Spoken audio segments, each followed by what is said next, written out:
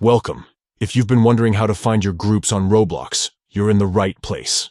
In this video, we'll walk you through the updated steps to easily access all the groups you're part of, right from the Roblox app.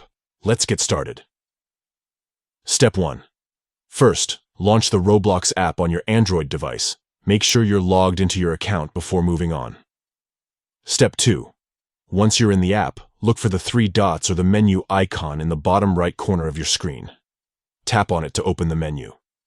Step 3. In the menu, tap on Groups.